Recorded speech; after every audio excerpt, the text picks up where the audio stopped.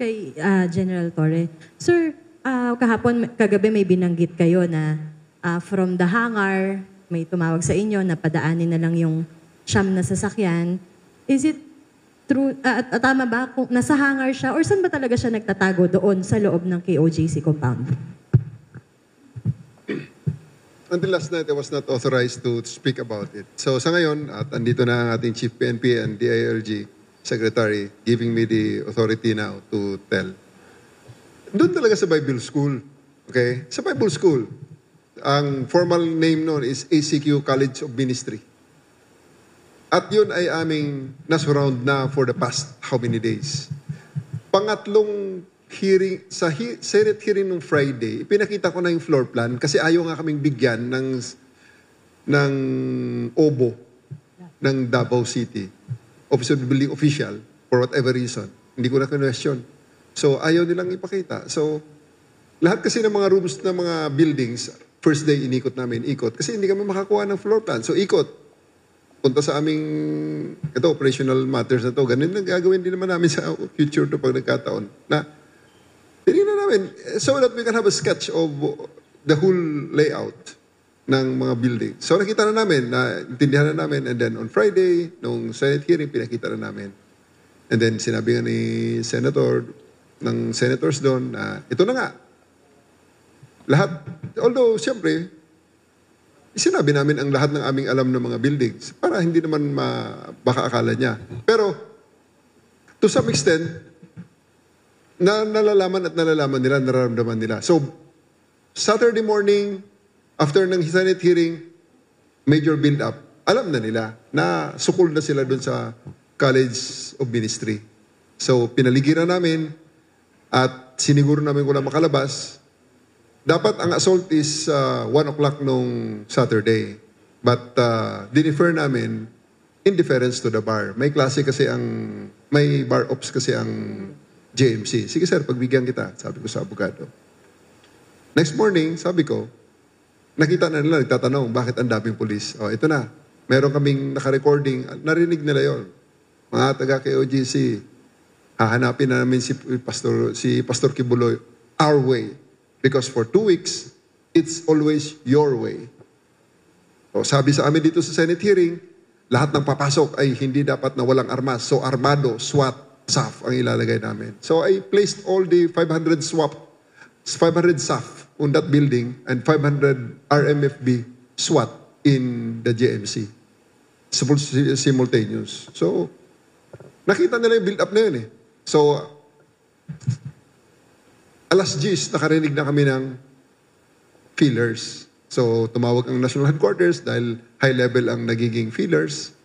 Ang negotiations. So, sige sir, i-hold ko hanggang alauna. Ang alauna ko na assault is hold natin hanggang alas 3. So, yun. Other sets of things transpired sa negotiations na until na makarating na nga ang aeroplano, pinasakay namin sa aeroplano, pinalipad papuntang Manila. Natapos ang in the middle of all those things, talagang may duda rin kami na baka kami ay being taken for a ride. Dahil una, yung mga other circumstances na parang hindi ma-confirm. Like, schedule ng aeroplano, nasa ng aeroplano, mga ganon. Every time, makikita nyo sa mga videos, sa mga feeds ng mga independent media, kasi nagpapasok na ng independent media for the first time ang KOJC. Dahil alam nila na hindi na kaya ng SMNI ang kanilang propaganda. At ito ay totohanan na magkakasakitan pag nagkataon. So, pumasok kayo din, makikita nyo na alas 3, 2:45 actually, tumayo na lahat, ready for assault. So, nakarinig naman akong tawag, sandali lang, pakihintay lang. At tinatapos na lang. Walang aeroplano, wala akong nakikitang aeroplano rito. In 30 minutes, pag wala kang aeroplano maipakita sa akin or kahit na flight directive or whatever ng kung anumang plane, tutuloy ang assault ng alas 3:15. Pagbibigyan ko alas 3:15, another 15 minutes. So, na-receive ko yung confirmation ng aeroplano. Ngayon, dapat alas 6 darating. So, pinaredy ko 5:30. O sige, 5:30. Ready. Tayo na naman ng mga tao. Nakikita nyo yun eh. Nakikita ng mga local reporters yun. Ito naman, ready na naman ng mga police. Ready for assault. 15 minutes before, ready for assault. Kasi pag alas 6, kasi ang iniisip ko talaga, ang kinakatakutan namin dito, we're being taken for a ride. Pagdating ng Lunes, kung anong mga legal processes na naman ang kanilang i-block sa amin, hindi na po pwede yun. Masyado ng sayang, napakalaki na ang magiging damage sa part ng government. So, tinapos namin. So, nang nagland ang eroplano, nag-transition na kami sa prisoner transport.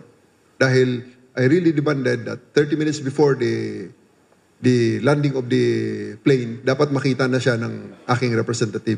Ayun lang ako makita. So, sige, I will send a representative. And that was one high-ranking officer together with my other command group na nandito. Nakakita. I just don't know if they want to be identified. So, nang makita na, medyo kalmante na kami. Kaya, prisoner transport, nakita nyo, nilid ng Abseo na patrol car, ang convoy, at paglabas ng hangar, dahil ayokong dumaan sila sa main road. Hindi tayo pwedeng dumaan sa main road. Dito kayo sa loob ng airport, bubuksan natin. And then, everything just fell into place. And eto nga, na-resolve ng peacefully and successfully.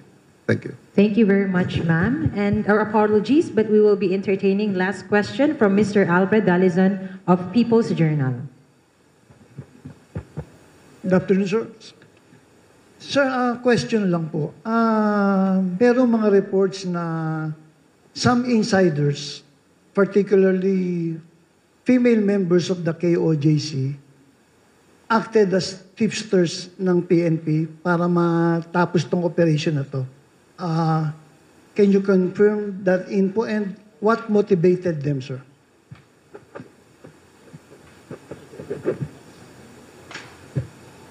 Ay, yung tipster. Marami naman po kami sa intelligence. We don't want to mention. Tuloy-tuloy po yung intelligence namin. Yung tipster naman talaga, lahat magbibigay. May tama o may mali. Kaya nga, naghahanap kami talaga. But of course, someone, yung Friday talaga, yung nakuha po ng mga tao natin, talagang tama yung sabi nyo, maybe na-disgruntled na sa belief niya kay Pastor Kibuloy. So, he wants to tell na yung kung asan yung lugar. But sabi nga ni General Torre, alam naman namin yung lugar. Hindi lang kami kumbaga hindi kami 100%. Kasi dito kasi, ang gusto namin, when you make an assault, 100%, it will cause life or distraction, no? O kung hindi mo makuha yan at malaking problema, talagang blunder sa PNP yan. Kung may nakatulong man sa amin, that's really true. That's on Friday, may nag-tip. At least na-reinforce po yung belief namin na nandun talaga yung tao. And every day po kasi we sabi ko nga kay General Torre, we map out lahat ng pinupuntahan namin, lahat ng inaano namin. Yung lahat na papasok, lahat ng lalabas, we check all the CCTVs every day. Umaga, hapon, baka matakasan kami. Kasi rami po papasok May event kasi sila doon. Remember, may pumasok pa doon na merong inquiry. That's really a big problem sa PNP. And I think tama po yung sinasabi ng natin, we really, walang makakalabas at walang makakapasok na hindi namin alam. Yun ang natin, ng consideration namin. And sabi ko nga, yung pinasok namin, we are 80% or more na nandun talaga si Pastor Kibuloy. So, kung meron yan, we need to disprove it. Kaya hindi po kami lumalabas. Sabi po ni General Torre, sabi niya, hindi kami aalis yan kung hindi namin nakikita. Tunay po yun. Yun po yung talagang nangyari. As the Secretary have said, yung pagsuko, formality na lang yun because at the end of the day, whether he likes it or not, the end result will ultimately be the same. So maybe he just chose the path na feeling niya ay mas magaan para sa kanya. And on our part naman, mas gusto naman natin na wala nang masaktan pang additional. So our 1 p.m. assault deadline ay in-extend ko ng konti. In-extend namin ni General Marbil ng konti para pagbigyan ang mga request nila na sila ay lalabas na lang ng kusa. Kaya nakita naman namin na lalabas nga naman, mga kondisyon nila ay tinignan naman namin na doable. So, pinagbigyan na lang para to save blood, tears, and sweat. Further blood, tears, and sweat dahil napakarami na for the past 2 weeks na talagang ang hirap na ating mga kapulisan. So, ang ending na lang namin is, sige, gusto nyo sumakay sa aeroplano, pasasakay namin kayo sa isang government plane papuntang Manila. So, that's what happened.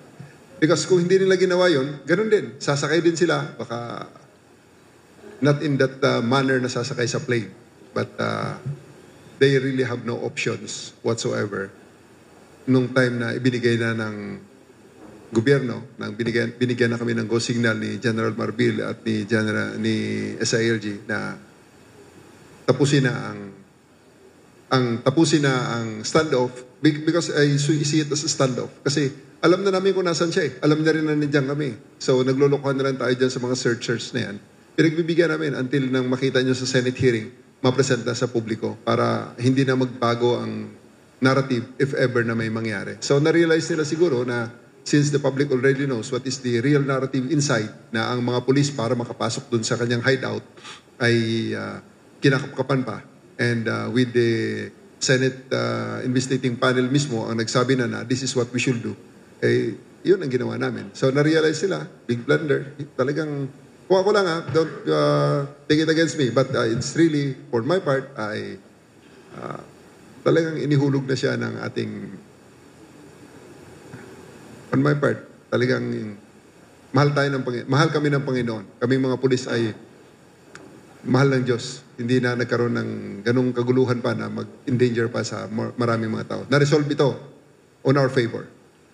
Yun lang. So, bottom line, he has no other options but that there's no other outcome but he will fall into the government hands. Pinagbigyan na lang namin na ito, wala nang additional na blood, tears, and sweat.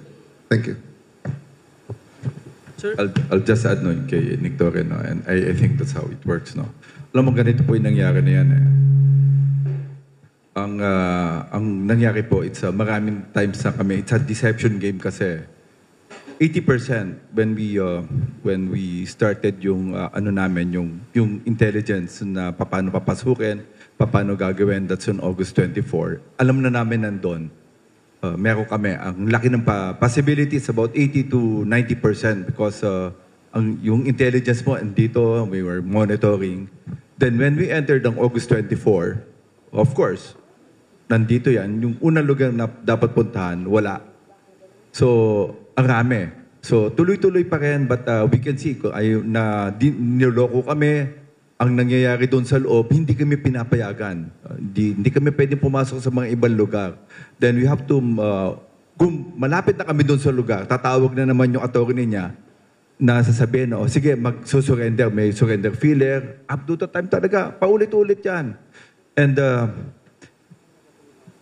tas they file a case, then of course, nahanahabol kasi namin yan. Dapat, why August 24? Because we know, on September 1, that's a 1 week, that's a KOJC celebration.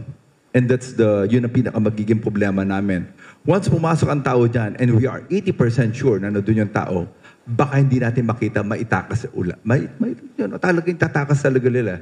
That's the problem na nagkaka-problema kami. Itatakas talaga lang. Kaya, you know what happened in September 1? I will not go into details. Alam niyo ba bakit? May pumasok doon, may kanon. And sabi ko kay Nick, i-monitor mo yan. Baka malusotan tayo dyan.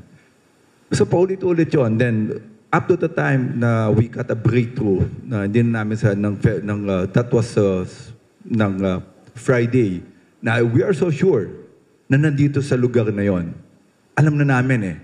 Sabi ni Nick Seca, we will put a pressure and then give them 24 hours. And tama si Nick, we will assault ang That's the last term na pinaalam ni General Torre sa akin, sir, permission to assault yung building na. Sabi ko, sige, let us make sure kasi marami buhay ang mamamatay dito. And sabi nga during the Senate hearing, sabi po ng one of the senators na paano yung mga bata ni Pastor Tibulo may mga barel.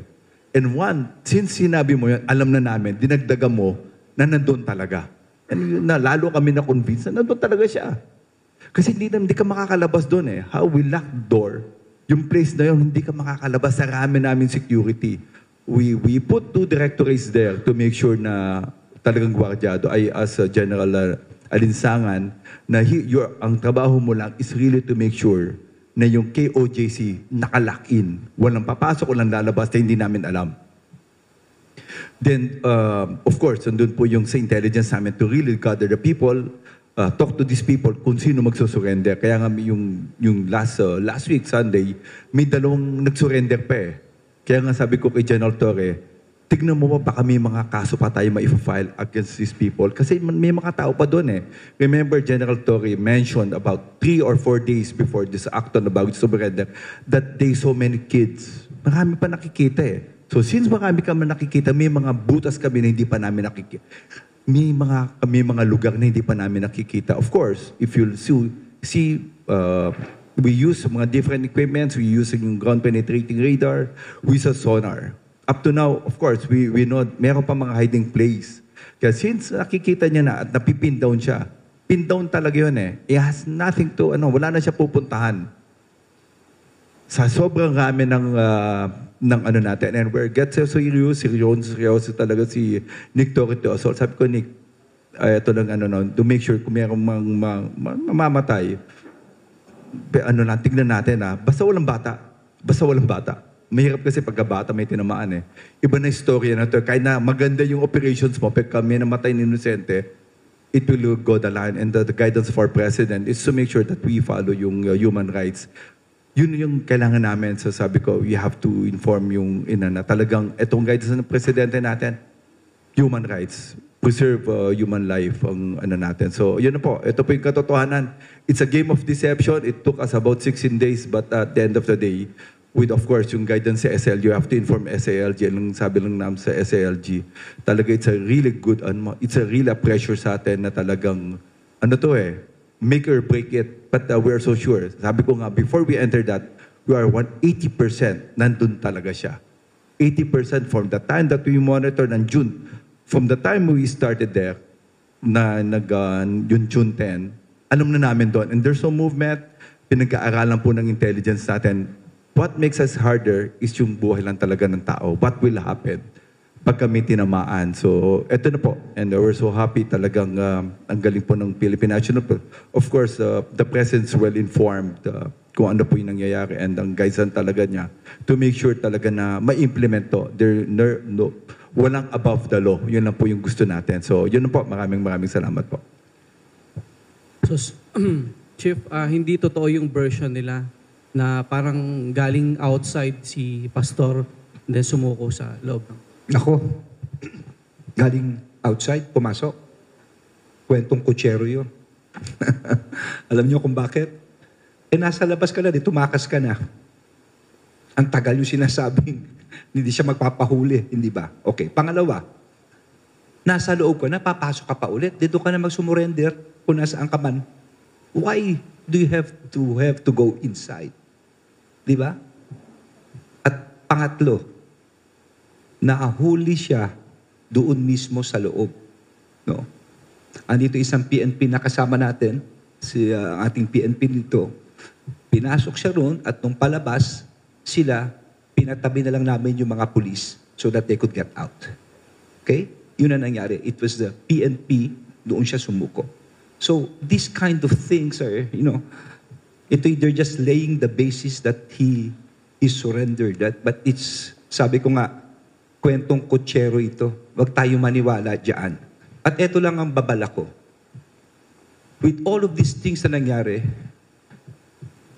I'm sure someone should be guilty of obstruction of justice for harboring, concealing, someone who is wanted by law through this warrant. And let me remind you of PD 1829, obstruction of justice. Ang sinasabi, any person who knowingly, willfully obstructs, impedes, or frustrates, or delays the apprehension of suspects and the investigation and prosecution of criminal.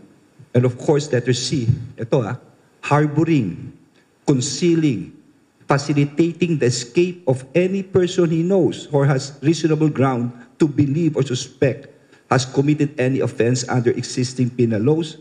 And letter I, giving of false or fabricated information to mislead or prevent the law enforcement agencies from apprehending offender or from protecting the life or property or the victim, or fabricating information from the data gathered in confidence by investigating. So, I'm sure maraming papasok dito.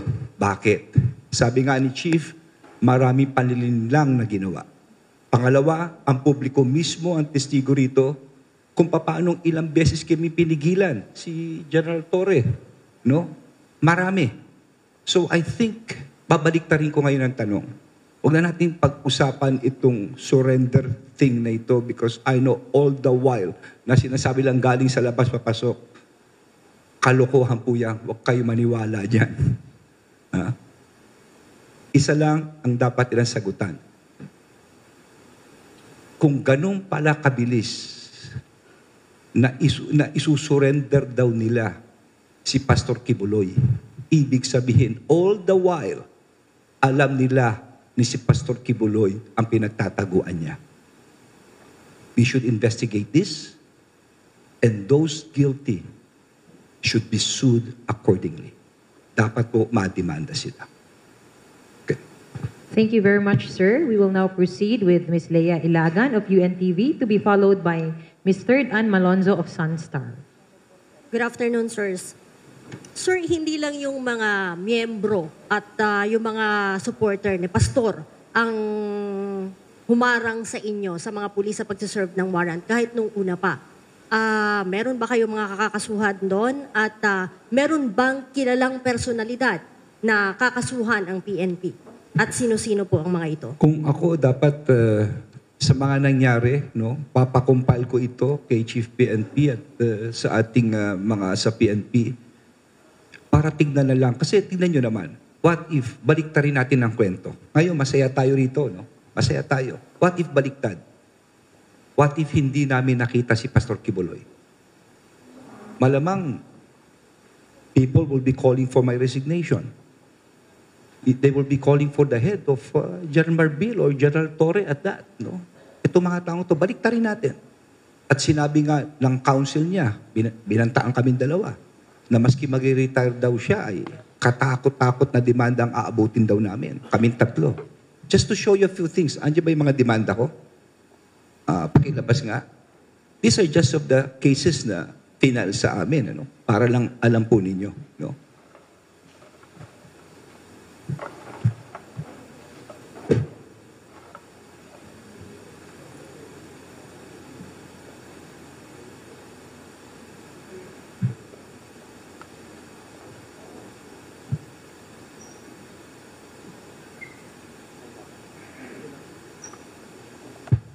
Okay.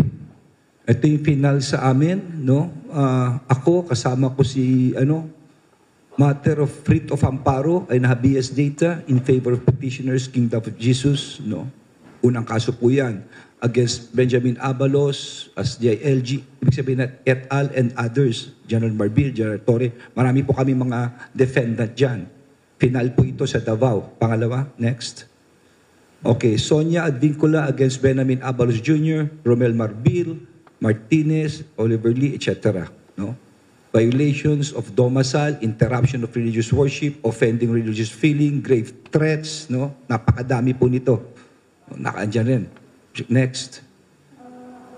Rodrigo Roa Duterte versus Secretary Abalos, Marbil, Martinez, etc.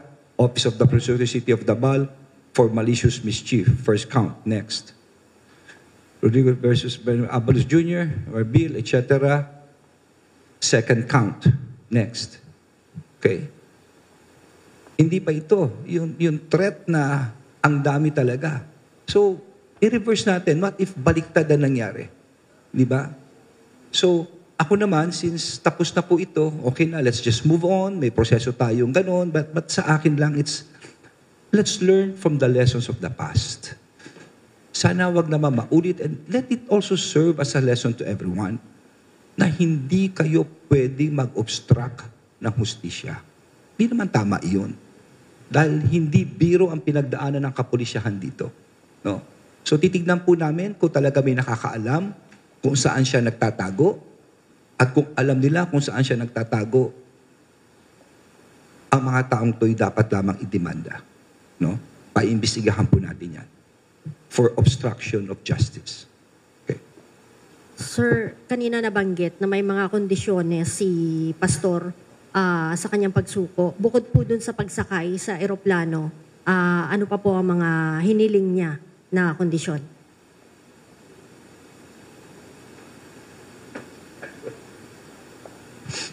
Natatawa ako. Pero wala akong alam, ha. Pabayaan mo na si Chief magsabi. Ano sabing kondisyon? Dalawa yung condition niya. Number one, ayaw daw niya makita si Nick Torre. Yun lang naman gusto niya. Ayaw niya, that's a saving face kasi.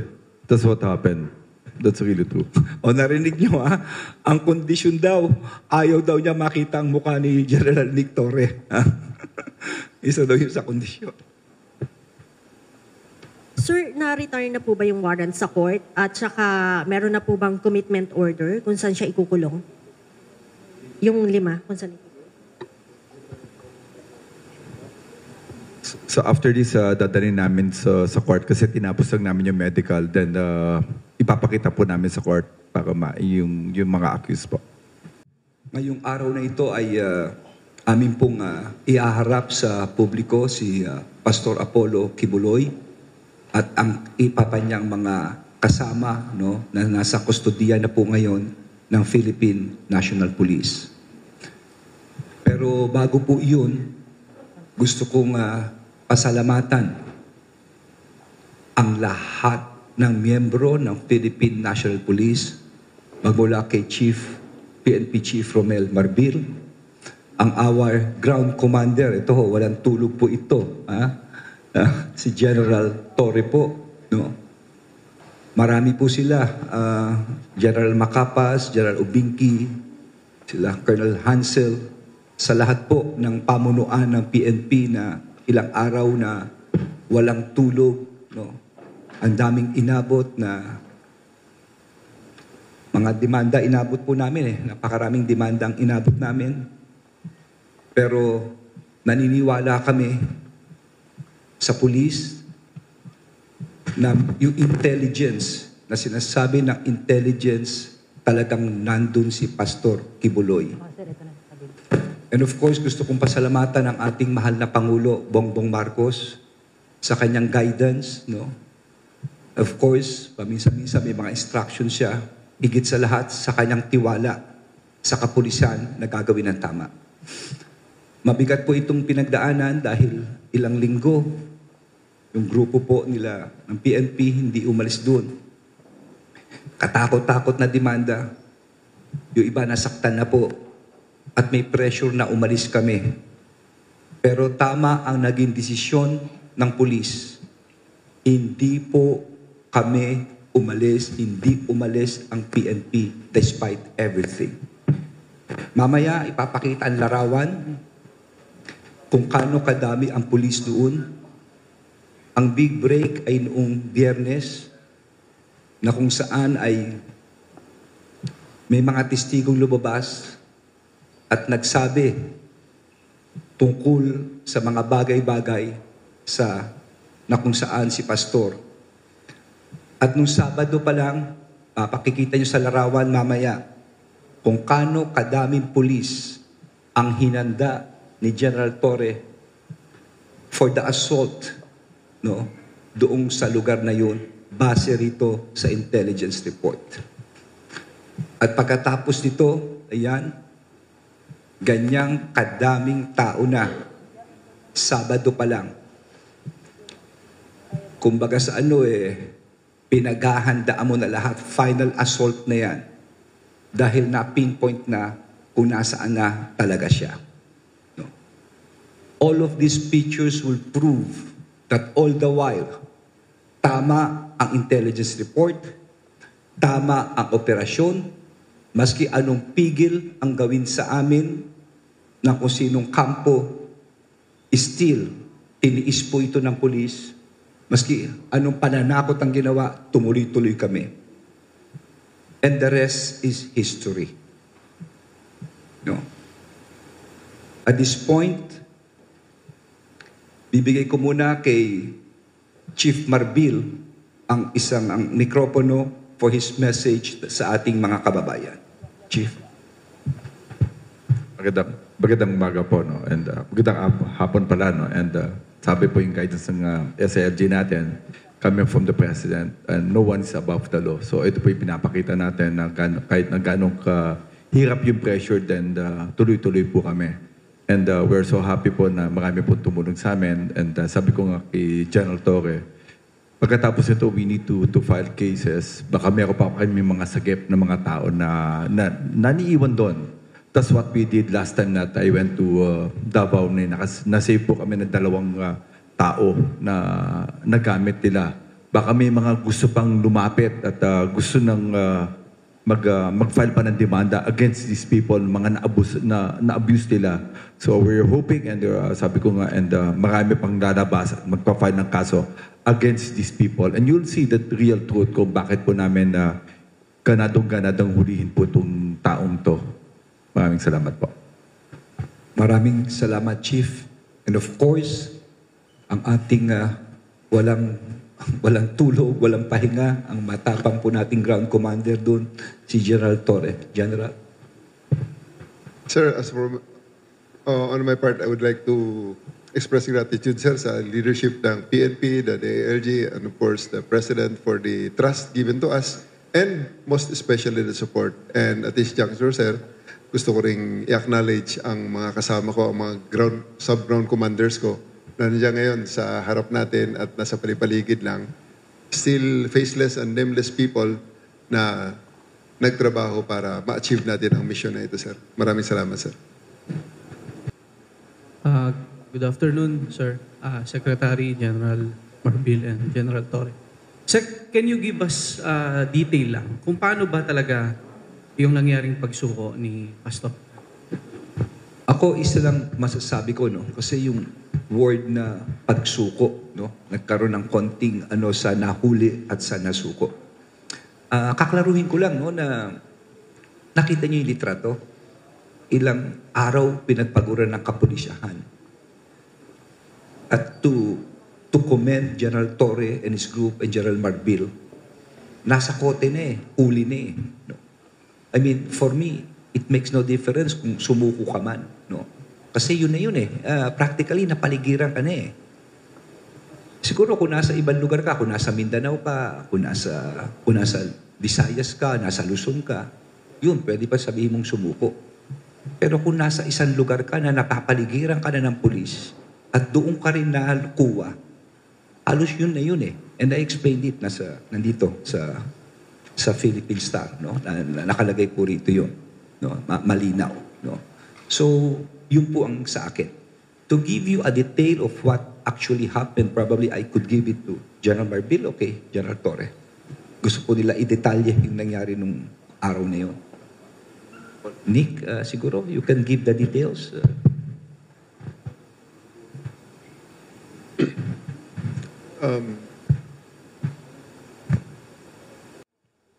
Thank you very much, sir. And may we request our SILG, sir, for his final message. At this point, Nick, tayo tayo. Can I call on General Ubinki? Makapas, please, join us. Marantan, please. Okay, Marantan. Halika, Ubinki, halika. At saka yung ating mga ibang kasama sa Davao, please. Halika dito. Halika. Hansel, ka sa kabila. Halika kayo. Kasi dito patay, halika. Halika dito ka, Nick. Okay. Ladies and gentlemen, sa ating mga kababayan, sa pamumuno po ng ating Chief PNP, no, si General Marbil, sa Ground Commander, si Nick Torre, of course, Davao City, si Hansel, of course, si General Ubinki, anderito rin po, si Malimban, no, si Lito Patay, Bartolome and Subunon. Sino pa? Ali kayo. Alika. Eric Bermudez, Sibalo, alika, join us. I've been through several Chief PNP at sa aking libro, in my stint as the Secretary of the Interior, the best PNP that we've had is Chief Romel Marbil, General. At etong taong to, isa sa pinakamatapang na nakita ko sa buong buhay ko, hindi sumusuko ito, dire-diretso po ito, may royal blood yata itong si Nick Torre. My dear friends, this is the PNP at your finest, sabi nga ng ating Pangulo. At pinagmamalaki ko po ang Philippine National Police na handa magsilbi sa publiko. Sabi nga ni Chief, no one is above the law. Andiyan ang Philippine National Police para pagsilbihan kayo. Mabuhay ang PNP. Once again, thank you very much, Attorney C. Abalos Jr., the Secretary of the Department of the Interior and Local Government. And ladies and gentlemen, that concludes our press briefing with our Secretary, Attorney Benhur C. Abalos Jr., our Chief PNP Police General Romel Francisco Marbil, and our Regional Director of PRO 11, Police Brigadier General Nicolas Torre III. Once again, good afternoon and may God bless us all.